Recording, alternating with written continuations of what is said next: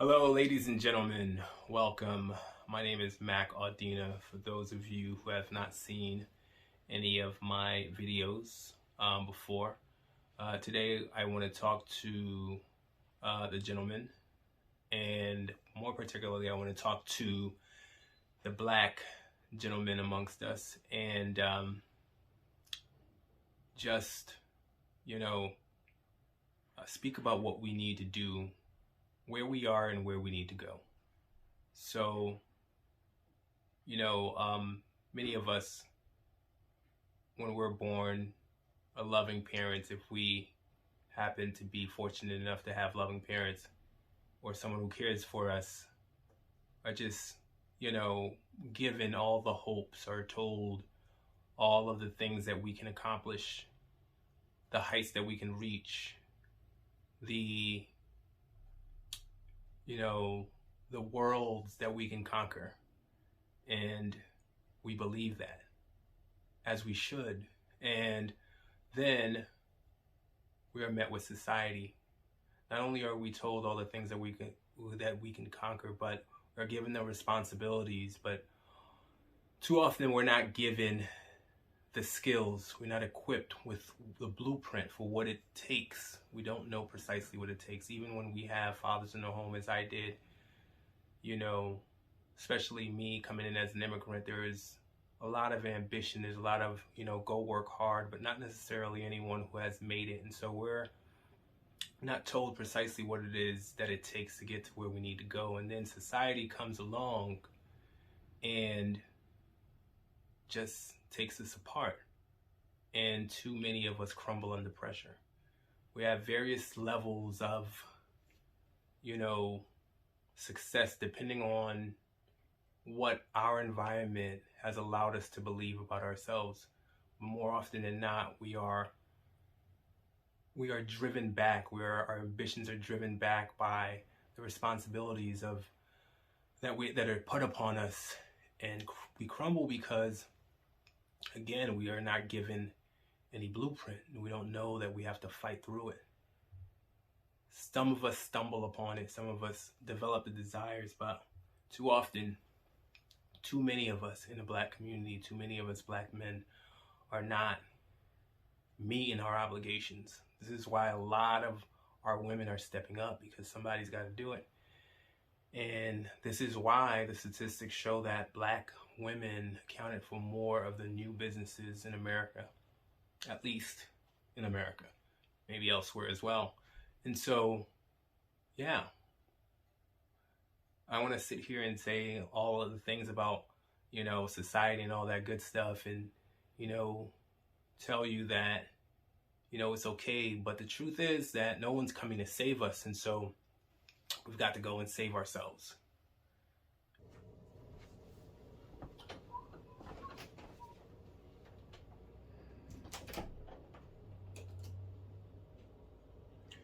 So let me give you a perfect example of how your mindset and who you believe you are works. So I was born in Port-au-Prince, Haiti. I came to the United States when I was 7. Well, if you're not familiar, Haiti is the poorest country in the Western Hemisphere. Came here as an immigrant. There's a whole bunch of us living in like a 3-bedroom home. But from the moment we got here, our father implanted into our heads, every single one of us, was like 7 of us kids, that we were going to go to school, going to college. That was a thing. It was never a doubt in our mind that this is what was supposed to happen. And because of that, we all knew that we were college-bound students. All the people that I went to school with, many of them didn't end up going to college or graduating, but I'd say every single one of my brothers and sisters that was in that household went to college and graduated. But that was the mantra, right? Education, education, education. Is this familiar and similar type of mantra with a lot of immigrants that come in. Education is the thing that they basically they pound into your head. So we knew that this was who we were, college students, college graduates. But that was all that, my father knew, discussed. It was like, you get your education and that's all you needed and success would follow. And that was also what I believed. And so, what it takes, truly what it takes coming in is not education. It is about coming in and trying, failing, growing, deciding what you're going to do, and continuing to learn until you understand the nuance and you become great at it. It's the 10,000 hour rule. For whatever it is that you decide, it is in the beginning putting in more work than anybody else until you get to the point when you are a master. But those things were not known. So for me, there was a lot of, getting into a position where, I had the foundation because I knew I had to do well enough to go to school. But whenever it is that I got into a position where it was tougher, I would run away rather than, meet it. So it's this type of thing that I mean also by not being given a blueprint. A lot of us don't know precisely what it is that we need in order to be successful in this world. And so the other thing though with mindset that I want to explain to you is that,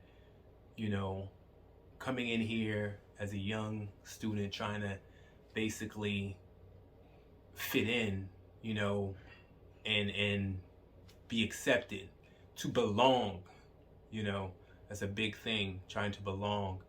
And you start to identify yourself as the people that you're hanging around with. And so for me, although I knew I was a college-bound college graduate, I also didn't see myself as a professional. I saw myself as, one of the guys on the corner. And to this day, I'm more comfortable, in certain circles than I am in other circles in the professional setting.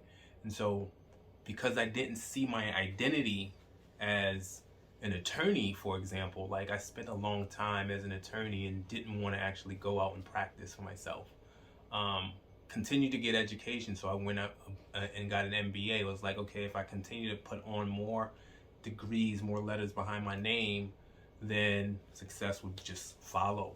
But didn't understand that I also had to believe myself to be the person that went to all these schools, Howard Law, UVA Business School, and also understood that I'm that kind of person. And that was what was missing. And so this is about how you inhabit, how you exhibit and become that person. Because unlike animals, we can use our frontal cortex and adopt and become whatever it is that we want to be. And until you believe yourself to be the person you intend to be, until you believe it's within your grasp and start taking those types of actions, you'll never accomplish. And it's not that, we don't have good men amongst us. It's not that we don't have people who are stepping up, because we sure do. But like I said, the numbers do not reflect what needs to happen for us to lead our people out, lead our people to empowerment. And so, in the past, they talked about like white America, black America, society talked about how we were not, there were no fathers in the home. And so many people came and was like, I'm going to be a father to my child. But, being there is not enough. It's not just about being there. It's about being the provider that we're intended to be. And so, a lot of us are like, well, that was enough, that we've done enough. And then, because society has beaten us down, people are coming in and lamenting about, equality and how women are behaving and feminism and all that good stuff. You have these people who are doing the red pill, where they're citing all the statistics about suicide rates and death in the workplace and all that good stuff. But the truth is, let's put women aside for a second, because there is the approach of victimhood, and then there is the approach of the victor. The victor says, I don't care about what the circumstances are. I don't care that the game is rigged. It's up to me to win. And so if we put women aside for a second, who cares really, what's happening, because it's our job to become what we intend and what we know we can be, which means that we can be winners. Okay. So fuck equality, fuck feminism, fuck all of that stuff that, you know, the right is pushing to soothe us for, you know, justifiable reasons for